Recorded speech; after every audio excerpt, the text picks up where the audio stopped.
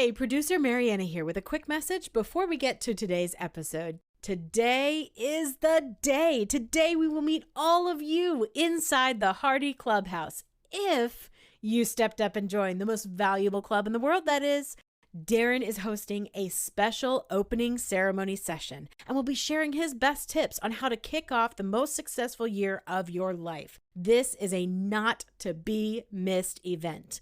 Will I see you there? I sure hope so.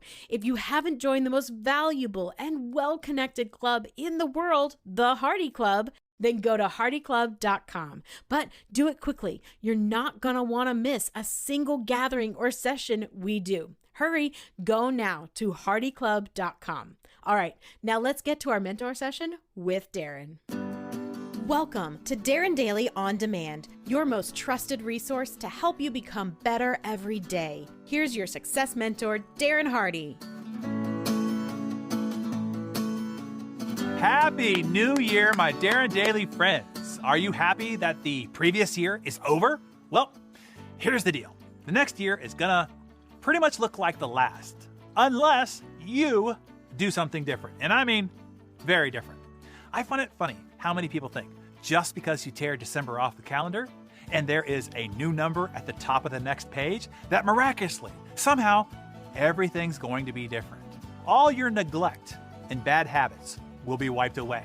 All the broken promises and unmet goals are instantly forgiven. And all the apathy and lethargy that has set in is suddenly extinguished.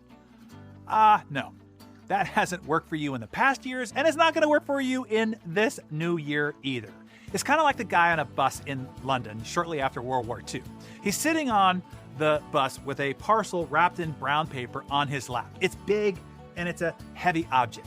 The bus conductor comes up to the man and asks, "What do you have on your lap there?" The man says, "Oh, it's an unexploded bomb. We dug it out of the garden, and I'm taking it to the police station." The conductor says, "Oh, well, you don't want to carry that on your lap. Put it under your seat." Just because your problems shifted from your lap to under your seat from December to January, from one year to the next, there it is still. So, to finally make this year different than New Year's in the past, there are two mindsets I think we need to eradicate. The first one is that it's somebody else's fault.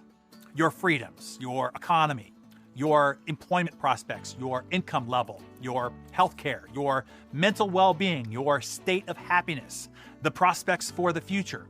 No one else is responsible for that but you. Whatever condition your life is in at this very moment, it is your own damn fault. And nobody else is gonna fix it. Your parents aren't gonna fix it. Your government isn't gonna fix it. Your church isn't gonna fix it. And your company isn't gonna fix it. One of the most unfortunate trends that I have seen sprout up in our culture is an utter abandonment of self-responsibility and self-reliance.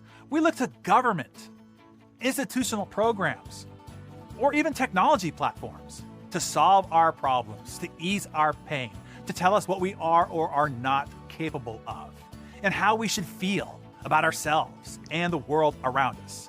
Hey, I don't know about you, but I am too busy taking care of my house to worry about what's happening at the White House. I'm too busy creating a great economy for my world to worry about the world's economy. And I don't need your healthcare program because I'm going to take care of my own health.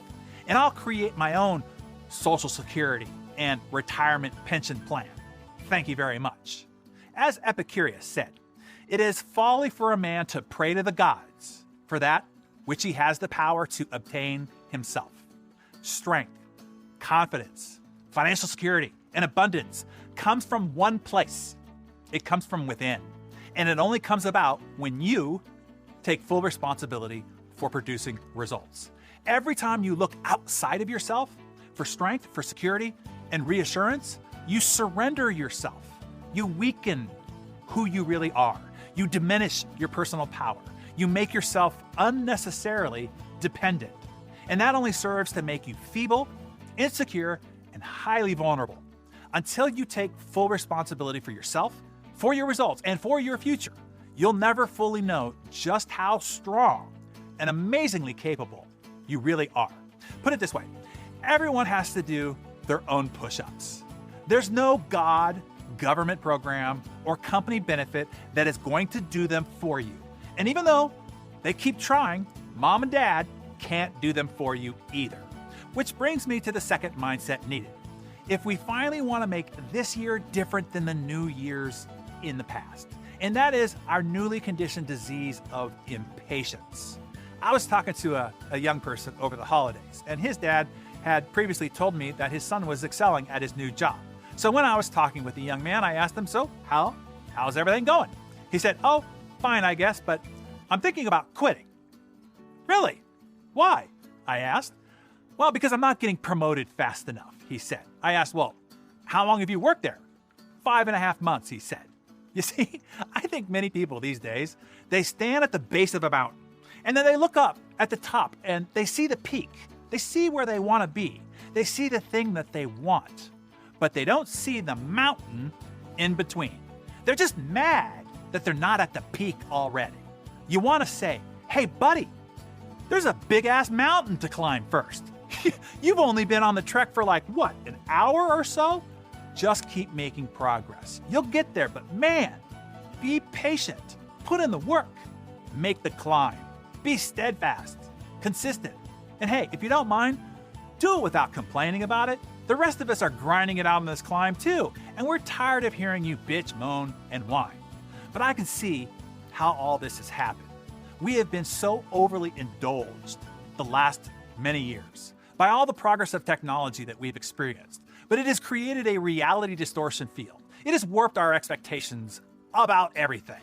Look, you can have a passing fancy for something that you want. Whip out your phone, order it in 15 seconds or less, and have the dang thing show up on your doorstep in under 24 hours. That's crazy, man. On the same phone, you can order a car or a burrito to magically appear in front of you within minutes, and you can literally watch it make its way to you on your screen. No need to get in your car to go get a DVD down at the local Blockbuster. You don't even need to look up what's playing on Showtimes anymore. You can stream any form of entertainment that has ever existed in the history of humanity in an instant. Heck, you could just bark at Alexa to start playing it for you. No need to go to the bank. You could just take a picture of a check and send it to them. Heck, no need to have an ATM to get money anyway. Just wave your phone over a device. Hey, you can find a date without even approaching a stranger to say, hi. Just swipe right, I'm told, and voila. What a world we're living in. But like it or not, actual success is a long, arduous, and grinding process. There's no way around it. There is a big-ass mountain to climb.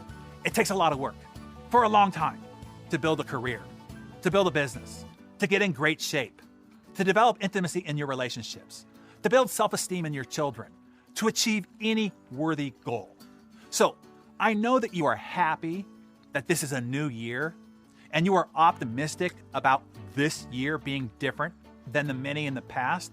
And we have been pounded this past year about how the White House hasn't done this or that, and how the economy is this or that, and that there is institutional this or that.